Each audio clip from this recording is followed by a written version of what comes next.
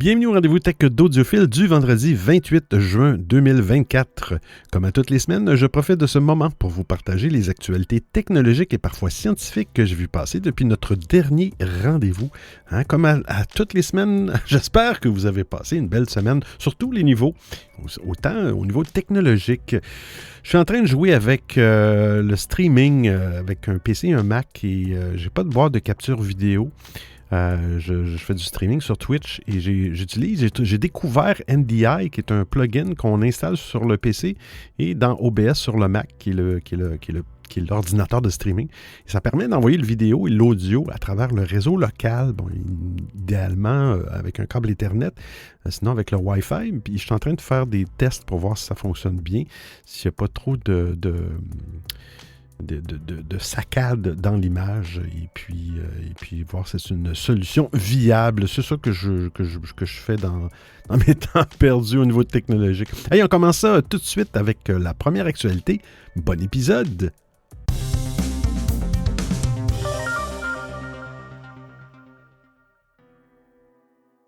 Microsoft force la synchronisation avec OneDrive sur Windows 11. Vous venez d'acheter un nouvel ordinateur Windows 11 et bien félicitations, mais attention à une petite surprise que Microsoft vous a réservée. Lors de la configuration initiale, si vous êtes connecté à Internet et possédez un compte Microsoft, ce qui est souvent le cas par défaut, OneDrive se met automatiquement à synchroniser vos dossiers, bureaux, images, documents, musique et vidéos.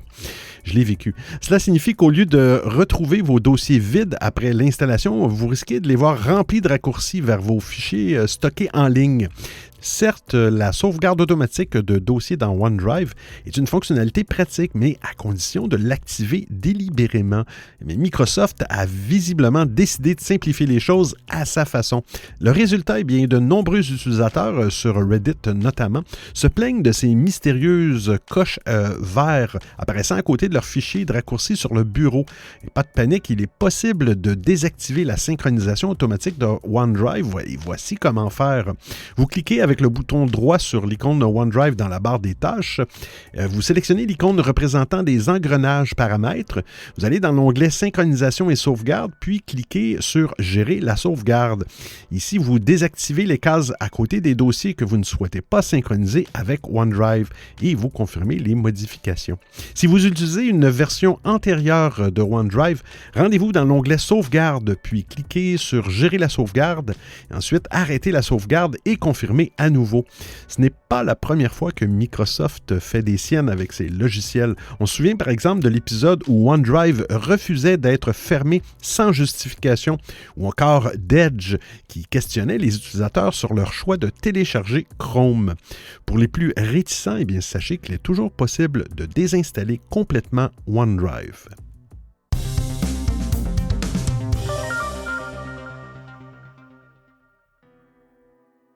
Windows 11, une mise à jour majeure arrive pour le jeu vidéo sur PC.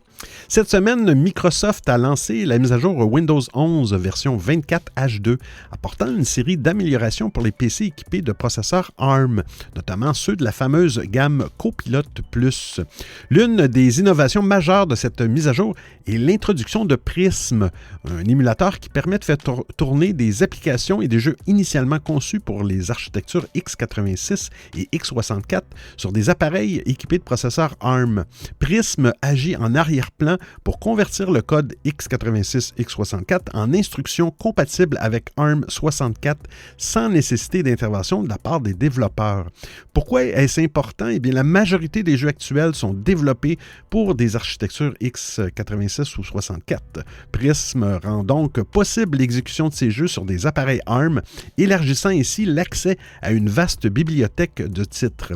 Cette innovation permet non seulement d'améliorer la compatibilité des jeux, mais elle ouvre également la voie à une meilleure utilisation des PC ARM pour des tâches intensives comme le gaming. Pour illustrer l'efficacité de Prism, Microsoft a publié une vidéo démontrant Baldur's Gate 3. fonctionnant sur un PC Qualcomm Snapdragon X.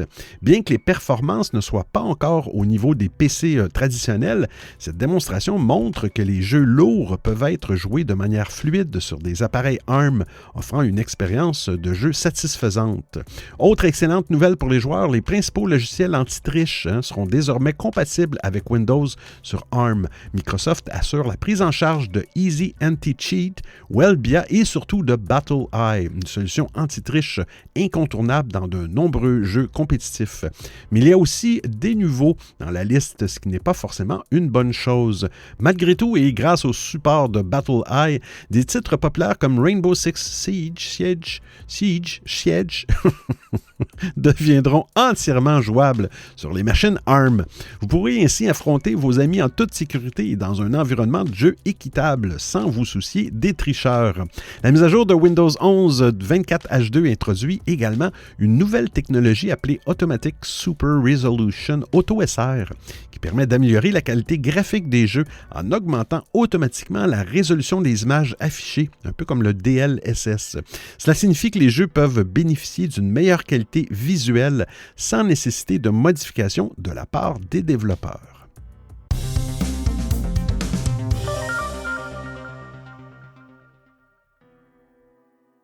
Apple a dit oui aux émulateurs, mais pas pour PC. Depuis quelques semaines et le changement des conditions d'utilisation au sein de l'App Store, la marque à la pomme autorise les développeurs tiers à proposer des émulateurs de consoles rétro sur les iPhones. Ces applications ont rapidement gagné en popularité, notamment avec des App Store tiers dédiés comme Delta et l'Alt Store de Ridley Testut, une des références en la matière. Bonjour, M. Testut. Mais l'arrivée de ces émulateurs de consoles rétro sur les iPhones n'est pas une invitation à tout faire. La marque à la pomme refuse d'ailleurs toujours les émulateurs pour les PC. Ces derniers jours, elle vient de refuser l'accès à 2 applications. Dans les 2 cas de figure, la marque à la pomme explique que ces applications violent la règle 4.7 des directives d'examen. Une décision que ne comprend pas vraiment Chaoji Lee, qui est développeur à l'origine d'IDOS 3. Il explique que son application, et je le cite, fournit une fonctionnalité d'émulateur, mais n'émule pas spécifiquement une console de jeu rétro. Or, Apple demande précisément à ce que les émulateurs se concentrent sur les jeux rétro. Chaoji Lee a alors demandé à Apple quels étaient les changements nécessaires pour que son application soit acceptée dans iOS, mais Apple ne lui a pas apporté de réponse claire. Même son cloche du côté de UTM-SE, une autre application bloquée par Apple. Dans une publication sur les réseaux sociaux, les développeurs derrière le projet ne comprennent pas la décision d'Apple. La marque à la pomme demande en effet que les émulateurs se concentrent exclusivement sur les consoles rétro. Ils répondent alors que les PC peuvent être perçus comme des consoles rétro, de nombreux jeux ayant existé sur ces ordinateurs au fil des années. Malgré la bonne foi des développeurs, ces derniers demandent complètement des décisions d'Apple et la marque à la pomme dispose d'une autorité totale sur son App Store. Malgré la création ces derniers mois de services tiers capables de concurrencer le magasin d'applications de la marque à la pomme, ces services sont toujours soumis aux règles de base d'Apple. Récemment, la firme de Cupertino a supprimé les applications Radio France et France Inter de l'App Store en Chine. Une décision dont les motivations officielles ne sont pas connues, mais qui démontre la toute-puissance d'Apple qui peut faire disparaître n'importe quelle application du jour au lendemain.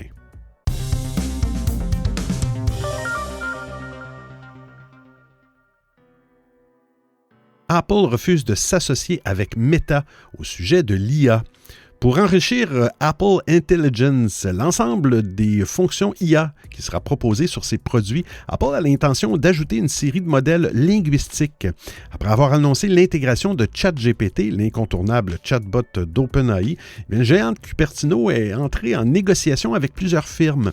D'après des informations récentes, Apple négocierait avec Google pour offrir un accès à Gemini sur l'iPhone, avec Anthropic pour bénéficier de Claude, ainsi qu'avec Perplexity qui développe une IA du même nom. Un rapport du Wall Street Journal indique qu'Apple s'est également rapproché d'un partenaire inattendu, et oui, Meta. Citant des sources proches des négociations, Apple souhaiterait incorporer LLAMA, le modèle de langage de Meta, à ses systèmes d'exploitation. Il semblerait que les négociations ont rapidement tourné court. D'après les informations obtenues par Mark Gurman, Mr. Gurman, journaliste chez Bloomberg, mais Apple a rejeté les avances de Meta. Le groupe de Mark Zuckerberg and the Big Bunker, vous savez pas la référence, allez écouter les épisodes précédents. Et bien, Mark Zuckerberg aurait pris contact avec Apple il y a des mois dans l'intention de lui proposer son intelligence artificielle générative. De brèves discussions ont eu lieu en mars quand Apple a commencé à discuter avec OpenAI et Google la possibilité d'ajouter de l'IA à ses appareils. Ces échanges n'ont pas débouché sur un accord. Apple ne prévoit donc pas d'ajouter Llama à l'iPhone, au Mac ou à l'iPad. Toujours selon Mark Gurman, Apple a préféré éconduire Meta pour des raisons de confidentialité et de respect de la vie privée. Le groupe de Tim Cook estime sans surprise que les pratiques de confidentialité de Meta ne sont pas suffisamment strictes. Suis-je surpris? Les deux géants californiens se sont toujours opposés sur la question du respect de la vie privée. Meta, dont l'activité repose en grande partie sur la publicité, n'a pas la même vision des choses qu'Apple. Le groupe derrière Facebook, Instagram et WhatsApp regrette d'ailleurs qu'Apple impose de sérieuses restrictions au système de suivi publicitaire depuis la mise à jour iOS 14. Cette décision, conçue pour améliorer la confidentialité sur iOS, a considérablement entamé les bénéfices dégagés par Meta avec des applications comme Facebook ou Instagram. De facto, il n'est pas vraiment surprenant qu'Apple refuse de collaborer avec Meta pour réinventer l'iPhone à l'aide de l'IA générative. Bloomberg précise que le géant de Cupertino est toujours en négociation avec Google, eh bien oui, dans l'espoir d'ajouter son fameux Gemini aux côtés de ChatGPT. Comme l'indique le média, les deux entreprises ont déjà passé des accords par le passé. Tous les ans, Google rémunère en effet Apple pour que son moteur de recherche reste celui par défaut sur Safari, le navigateur intégré au iPhone. Un accord au sujet de l'IA s'inscrirait dans le prolongement de cette relation. Enfin, Bloomberg précise qu'Apple est toujours en pourparlers avec Anthropic afin d'ajouter Claude à sa collection d'IA générative.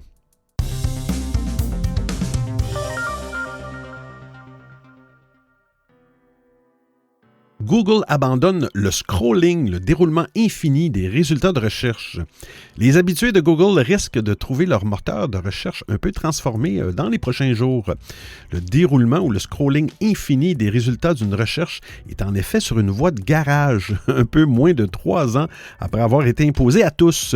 Le défilement a remplacé la pagination traditionnelle sur les mobiles en octobre 2021, puis en décembre 2022 sur les ordinateurs de bureau.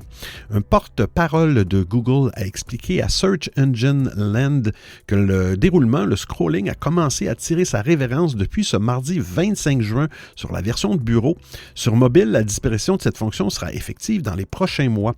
On retrouvera au bas de la page une pagination chiffrée et un bouton suivant sur le bureau ou plus de résultats sur le mobile. Ce changement est censé permettre à Google de fournir des résultats plus rapidement pour un plus grand nombre de recherches au lieu de charger automatiquement des résultats que les internautes n'ont pas explicitement demandé.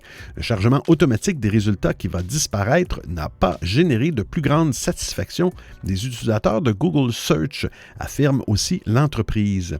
Ça ne devrait toutefois pas trop bousculer les utilisateurs lambda qui, généralement, se contentent de la liste des résultats qui s'affichent sur l'écran de leur navigateur, que ce soit sur un ordinateur ou un smartphone.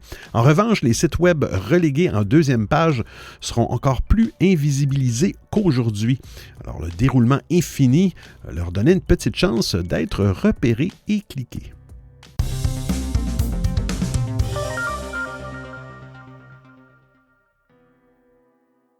Google annoncera ses Pixel 9 et la version finale d'Android 15. Google fait une annonce surprise en dévoilant la tenue d'une conférence le 13 août 2024. L'annonce surprise vient du fait que Google a l'habitude de présenter ses nouveaux smartphones premium à l'automne et plus exactement au mois d'octobre. Pour 2024, l'annonce se fera en plein été. Qui plus est, Google a l'habitude d'envoyer les cartons d'invitation un mois avant l'événement. Ici, l'envoi a eu lieu un mois et demi avant.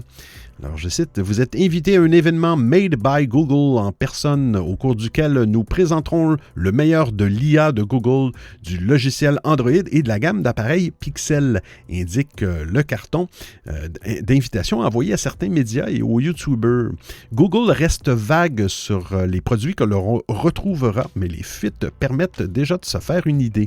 Google devrait ainsi annoncer non pas un, non pas deux, mais 3 Pixel 9. On devrait retrouver un Pixel 9, un Pixel 9 Pro et un Pixel 9 Pro XL.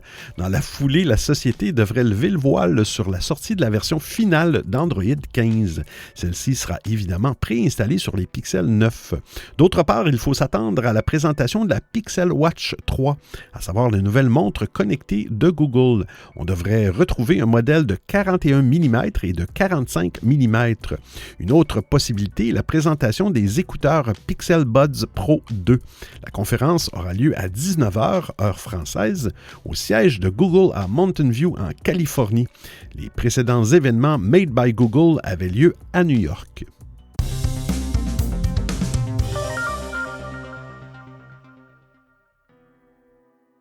Instagram, voici comment diffuser en direct auprès de vos seuls amis proches. Depuis peu, vous pouvez restreindre l'émission de vos vidéos live à un groupe de personnes. Pratique si vous craignez que votre patron ne les voie. Vous n'avez plus à craindre que celui-ci ne voie votre Instagram live. La fonction live d'Instagram permet de lancer sur leur page des émissions en direct que tous les followers peuvent suivre. Si vous êtes comme la majorité des personnes, vos followers comprennent des personnes allant des collègues aux membres de la famille en passant par les amis, ce qui peut rendre la diffusion en direct à tous très délicate et cela jusqu'à présent, car l'application a ajouté les amis proches à Instagram Live. Cela permet ainsi aux utilisateurs de ne diffuser depuis un Instagram Live que vers les personnes sélectionnées dans leur liste d'amis proches. Cela signifie que le flux en direct ne sera pas visible par tous les utilisateurs, mais seulement par ceux qui ont préalablement ajouté à leur liste d'amis proches. La fonctionnalité est à présent déployée pour les utilisateurs dans le monde entier. Dorénavant, avant de lancer un live, vous verrez l'option Amis proches ajoutée dans la liste qui apparaît en touchant Partager avec en haut et au milieu de l'écran et qui comprend déjà tout le monde et Essai. Essai, je pense qu'il permet aux utilisateurs de tester seulement une diffusion. Pour créer ou mettre à jour votre liste d'amis proches, il vous suffit de toucher l'icône triple trait dans le coin supérieur droit, accessible après avoir appuyé sur l'icône du profil, d'aller sur la liste à amis proches et d'ajouter les personnes que vous souhaitez voir accéder à votre contenu.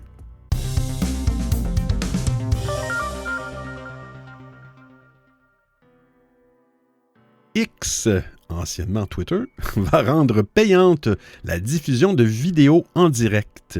Avec le changement de propriétaire à la tête de X, c'est un nouveau business model, un modèle d'affaires qui est petit à petit mis en place par Elon Musk. L'objectif, générer le plus de revenus possible directement sur la plateforme afin d'améliorer les finances du réseau social constamment déficitaire. Et oui. Et dans cette optique, le milliardaire cherche à rendre l'abonnement payant plus intéressant en y multipliant les options, quitte à monétiser certaines options normalement gratuites.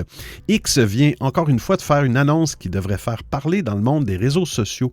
La plateforme vient en effet de communiquer sur le fait que très prochainement, la possibilité d'effectuer une diffusion vidéo en live sera réservée aux abonnés premium. Et je cite, « Bientôt, seuls les abonnés premium pourront diffuser des flux vidéo en direct sur X. Cela inclut la diffusion en direct à partir d'un encodeur avec intégration X. Passez à la version premium pour continuer à diffuser en direct. » a brièvement indiqué dans un message le compte Live de X. Aucune raison à ce changement n'a été pour le moment donnée par la direction.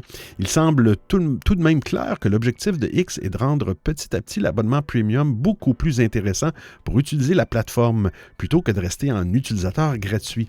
Les abonnés peuvent à l'heure actuelle bénéficier de fonctions exclusives comme l'IA générative d'Elon Musk, le fameux Grok.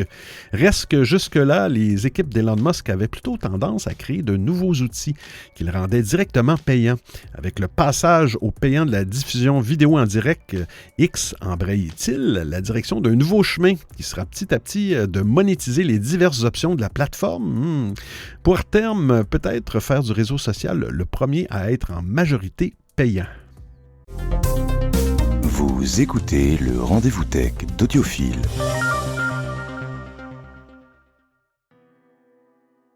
Elon Musk a un autre enfant caché, avec une employée de son entreprise Neuralink. Et oui, les potins. Elon Musk a déjà des jumeaux avec Shivon Zilis.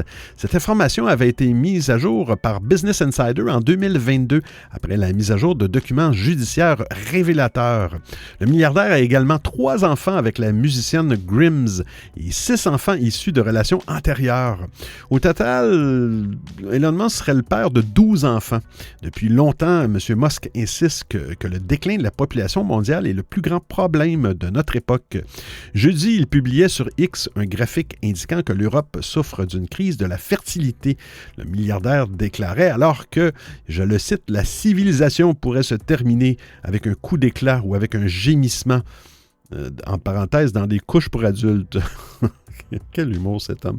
L'homme ne cache pas ses ambitions de repeupler la planète au prix de comportements inappropriés avec ses employés selon le Wall Street Journal. Le très réputé quotidien indique qu'Elon Musk aurait eu des relations sexuelles avec une ancienne stagiaire de SpaceX, devenue par la suite l'une des dirigeantes de l'entreprise. Une autre employée affirme avoir refusé à plusieurs reprises les approches d'Elon Musk, qui souhaitait avoir des enfants avec elle. La semaine dernière, 8 anciens ingénieurs de SpaceX portait plainte contre le propriétaire de l'entreprise. Elon Musk aurait, et je cite, sciemment et délibérément créé un environnement de travail hostile et malvenu en raison de sa conduite consistant à interjeter sur le lieu de travail des photographies, des mèmes et des commentaires sexuels ignobles qui rabaissent les femmes et ou la communauté LGBTQ+. Un dépôt de plainte qui fait écho à d'anciennes rumeurs de discrimination et de harcèlement sexuel chez SpaceX, notamment lorsqu'Elon Musk avait proposé à une employée d'avoir des relations sexuelles avec lui. Chez Tesla, la culture d'entreprise ne serait pas plus rose.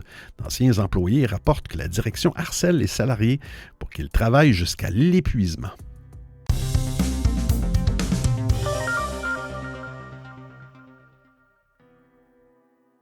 Les États-Unis interdisent les logiciels Kaspersky. Kaspersky est une fois de plus rattrapé par le contexte géopolitique.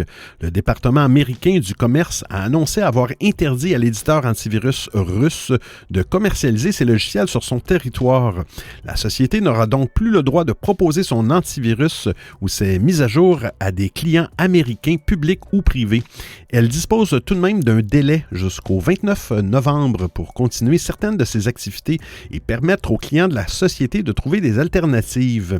Pour justifier cette décision, les autorités américaines soulignent les risques pour la sécurité nationale. En cause, la supposée proximité de l'éditeur antivirus avec le gouvernement russe. De fait, Kaspersky est soumis aux lois et à la juridiction russe. Et de fait, les logiciels de l'éditeur offrent un accès à des informations et à des infrastructures critiques américaines. Dans sa réponse, Kaspersky assure n'être impliqué dans aucune activité menaçant la sécurité des États-Unis. L'entreprise déplore une décision prise en raison du contexte géopolitique et de risques théoriques plus que sur une évaluation de l'intégrité de ses produits et services. La société explique aussi que cette décision ne l'empêche pas de proposer ses services en matière de renseignement sur les menaces ou de formation à des clients américains. Kaspersky avait déjà été la cible de nombreuses critiques concernant ses liens avec le gouvernement russe. Cela s'était concrétisé en 2017 par une interdiction d'utiliser les produits de l'éditeur antivirus pour les organisations fédérales américaines. Cette première interdiction américaine avait jeté le doute sur les activités de l'éditeur russe. Plusieurs autres pays, dont la France, avaient progressivement pris leur distance avec les produits de l'éditeur sans toutefois les interdire complètement. L'armée française aurait ainsi choisi de se passer des produits de l'éditeur. Le CERT-FR avait ainsi invité les utilisateurs de produits Kaspersky à une certaine prudence. Là encore, sans les interdire complètement, d'autres pays américains avaient émis des réserves similaires. Face à cette crise de confiance, Kaspersky avait mis en place plusieurs mesures pour assurer les clients et faire preuve de transparence. Elle avait ouvert plusieurs centres de transparence afin de permettre à les clients d'inspecter le code source de ces logiciels. Une inspection sous condition, mais qui devait prouver sa bonne foi, tout comme l'absence de portes dérobées dans ses produits. Kaspersky avait aussi annoncé en 2020 l'ouverture d'un centre de données dédié au traitement de ses clients occidentaux basé en Suisse.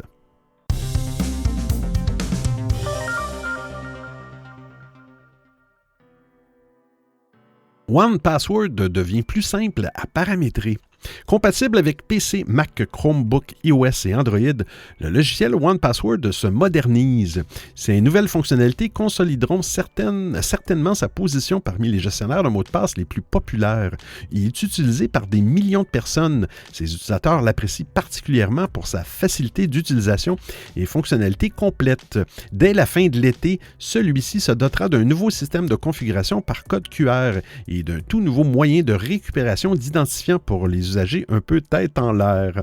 Auparavant, l'initialisation d'un nouvel appareil sur OnePassword s'avérait un peu fastidieux et nécessitait de saisir de multiples informations, secret key, adresse électronique et divers autres renseignements.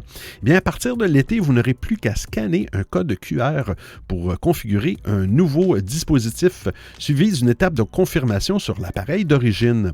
De surcroît, chaque code QR est à usage unique, garantissant ici une sécurité optimale. L'entreprise prévoit de déployer cette nouvelle expérience en version bêta assez rapidement, bien que la date de disponibilité générale reste encore à déterminer. Antérieurement, si vous perdiez votre clé secrète Secret Key, cela vous privait irrémédiablement de l'accès à votre compte.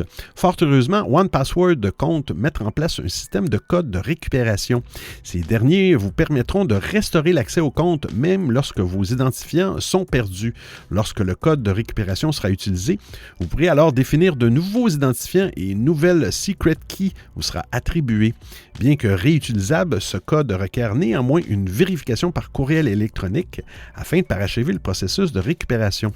Alors, l'entreprise précise, une fois que vous aurez créé ce code de récupération, tant que vous avez accès à l'adresse courriel associée à votre compte OnePassword, vous pouvez utiliser ce code sur onepassword.com à tout moment pour retrouver l'accès à votre compte et créer de nouveaux identifiants de connexion. Vous pouvez générer des codes de récupération si vous utilisez OnePassword sur Mac, Windows, Linux, iOS, Android et onepassword.com. Les comptes OnePassword et les données qu'ils contiennent restent aussi sécurisés qu'avant. Nous avons veillé à ce que le processus de récupération soit sûr en exigeant 2 étapes distinctes pour vérifier votre identité et retrouver l'accès à votre compte. Des nouveautés qui simplifieront grandement l'usage du logiciel et vous donneront une seconde chance en cas d'oubli. Un vrai coup de pouce pour celles et ceux qui ne veulent pas se prendre le chou. Se prendre le chou à gérer leur mot de passe sur plusieurs appareils, mais qui restent parfois un peu distraits. Je ris parce qu'il y a des termes des fois que je ne connais pas. Alors, c'est pas pour me moquer, bien sûr, mais se prendre le chou, je viens d'apprendre ça. Hein.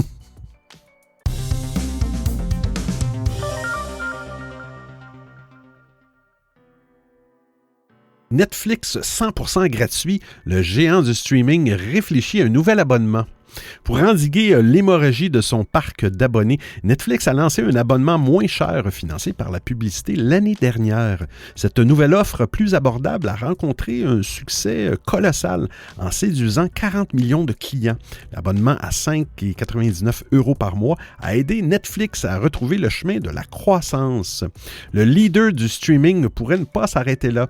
D'après les informations glanées par des personnes de Bloomberg, Netflix réfléchit à proposer un abonnement 100% gratuit dans une poignée de régions. Là encore, cette offre sera financée par l'affichage de publicité pendant la diffusion des films et des séries.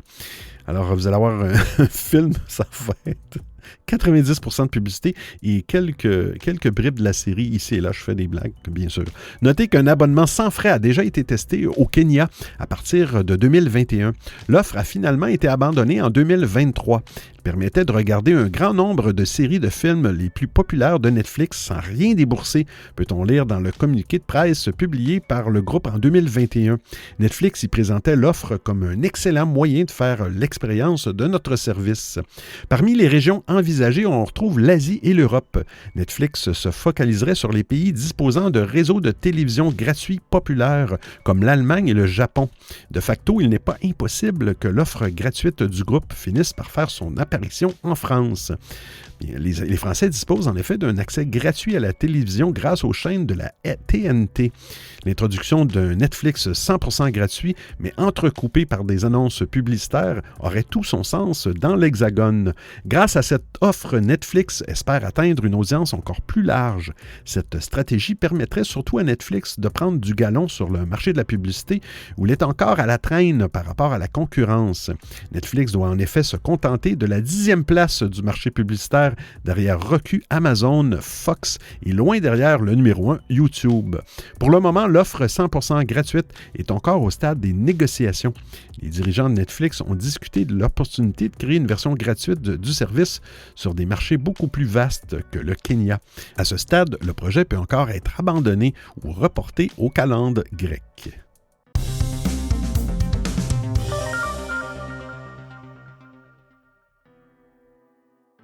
La France abandonne bientôt la radio analogique. La radio traditionnelle en FM, utilisée depuis des décennies, repose sur la diffusion hertzienne analogique. Cependant, une nouvelle technologie appelée DAB+, Digital Audio Broadcasting, gagne du terrain.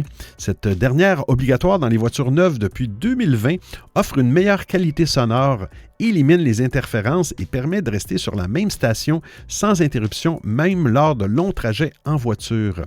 Actuellement, environ 62% du territoire français est couvert par le DAB+. Selon l'Arcom, dans son livre blanc de la radio de juin 2024, ce chiffre devrait atteindre 70% d'ici 2033. Selon ce même rapport, en 2023, 20% des auditeurs écoutaient déjà la radio via des supports numériques, ce qui représente une augmentation de 63% en 5 ans. Les chiffres de l'Arcom montrent que plus de 9 millions de Français écoutaient la radio quotidiennement via Internet en 2023. Beaucoup de statistiques, soit 17% de la population contre 11 en 2015. Cette tendance indique un basculement progressif vers l'écoute numérique. Il est motivé par la modernisation des équipements et des véhicules modernes qui intègrent des systèmes comme Android Auto ou Apple CarPlay, même si de nombreux constructeurs ne veulent pas de ce dernier. L'Arcom propose ainsi une transition vers le tout numérique en 2 phases. La première de préparation se déroulera entre 2024 et 2027, visant à améliorer la couverture du DAB+, et à encourager l'adoption de récepteurs compatibles. La seconde de migration entre 2028 et 2033 verra une augmentation en douceur de l'utilisation de cette technologie et d'Internet pour la diffusion radio. Ce passage de la FM au DAB+, et Internet entraînera des changements importants pour les utilisateurs. Les anciens autoradios et postes non compatibles devront être remplacés par des modèles capables de les recevoir. Alors, cela risque de dénaturer les véhicules classiques ou de collection. Il va vous forcer à vous séparer de votre bon vieux réveil matin qui vous suit depuis des années. Cette évolution marque donc la fin des autoradios, des radios dans les autos traditionnelles. L'Arcom prévoit des aides budgétaires pour soutenir cette transition, notamment pour l'équipement des communes et des utilisateurs.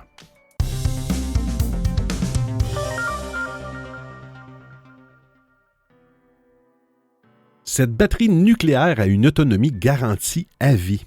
Dans un monde en quête de solutions énergétiques durables, les innovations concernant les batteries jouent un rôle crucial. Les nouvelles générations d'accumulateurs pour smartphones, comme ceux développés par OnePlus pour les smartphones Android, promettent une densité énergétique élevée et une durabilité accrue. De même, les technologies à électrolytes solides pour voitures électriques, comme ceux de la Talent New Energy, offrent des autonomies allant jusqu'à 2000 km. Cependant, une entreprise californienne dépasse largement ses avancées avec une technologie de batterie nucléaire révolutionnaire. Infinity Power, une entreprise américaine basée en Californie, a récemment présenté une batterie nucléaire de haute efficacité. En utilisant l'énergie de désintégration radioactive, celle-ci se distingue par son rendement et sa longévité exceptionnelle. Développée avec le soutien du Department of Defense, cette technologie pourrait bientôt être commercialisée. La nouvelle batterie d'Infinity Power utilise le nickel-63, un isotope radioactif, pour générer de l'électricité. La désintégration radioactive de celui-ci libère l'énergie sous forme de particules qui est ensuite convertie. Cette conversion repose sur une nouvelle méthode électrochimique où des électrolytes radioactifs dissous créent un canal plus large pour la collecte des électrons et permettent d'améliorer son efficacité de façon impressionnante. Alors que le taux de conversion des batteries standards atteint environ 10 %, cette dernière dépasse les 60 %. Cette batterie nucléaire présente aussi plusieurs avantages. Elle offre une autonomie qui peut aller jusqu'à un siècle, ce qui élimine clairement les besoins de recharge fréquentes. De plus, il fournit une alimentation constante. Contrairement aux batteries des voitures électriques qui n'aiment pas le froid, elle est donc insensible aux conditions environnementales. Ceci la rend aussi idéale pour les environnements extrêmes ou les zones reculées.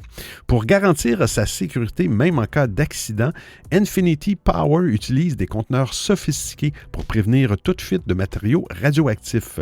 Cette technologie permet des applications variées qui vont des dispositifs médicaux implantables aux explorations spatiales et même les véhicules électriques, ce qui éliminerait les besoins de recharge et leur offrirait une autonomie presque illimitée.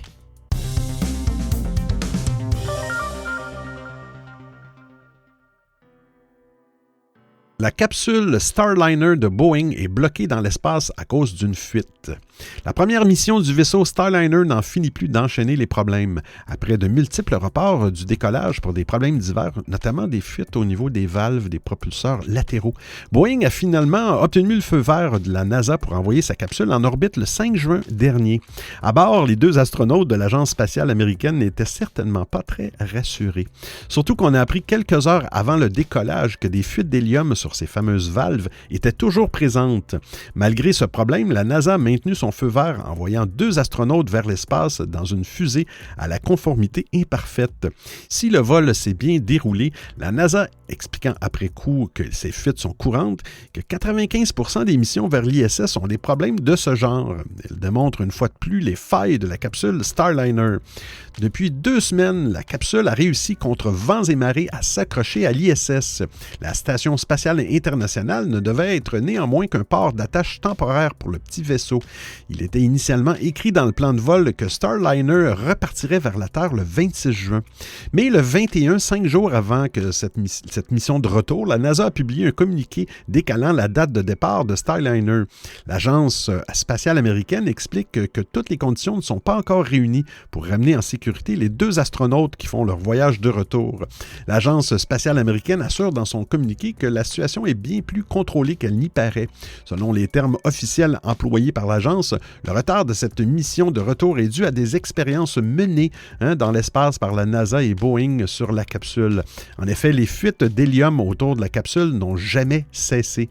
Or, il est beaucoup plus facile de repérer ces fuites dans l'espace quand la dite capsule est entourée de vide que dans un laboratoire chez Boeing. C'est essentiellement pour cette raison que la NASA souhaite prendre son temps et étudier de près ces fuites d'hélium autour de la capsule. Suni Williams et Butch Wilmore, les 2 personnes concernées, ont déjà fait le vol aller. Dans plusieurs déclarations faites à la presse, ils assurent n'avoir aucune inquiétude sur les risques encourus. Ils font une totale confiance à la NASA et aux ingénieurs au sol. En attendant, ils profitent d'une mission à rallonge à bord de l'ISS. Alors, j'espère que vous appréciez le format et le contenu de l'émission. Si vous avez des suggestions d'actualité, des commentaires, vous voulez m'envoyer un message audio ou simplement me payer un café, eh bien, c'est très simple. Vous trouverez tous les liens sur linktr.ee/audiophile. Il y a même une section nommée Docu, le rendez-vous tech d'Audiophile intégral avec l'ensemble des références web ou liens URL. Et je vous remercie de m'avoir prêté vos oreilles pendant l'écoute de cet épisode. Et c'est terminé pour aujourd'hui. J'espère que vous avez apprécié le contenu. Je l'ai enregistré une journée à l'avance parce que demain, j'ai une petite urgence chez le dentiste. Ça m'a l'air pas trop grave, pouloum-tiche. Non, je vais arrêter les calembours avec le dentiste parce que c'est sans fin. Hein? Mais tout est sous contrôle. Et on se retrouve la semaine prochaine pour un autre épisode du Rendez-vous Tech d'Audiophile. D'ici là, portez-vous bien. Ciao, ciao tout le monde.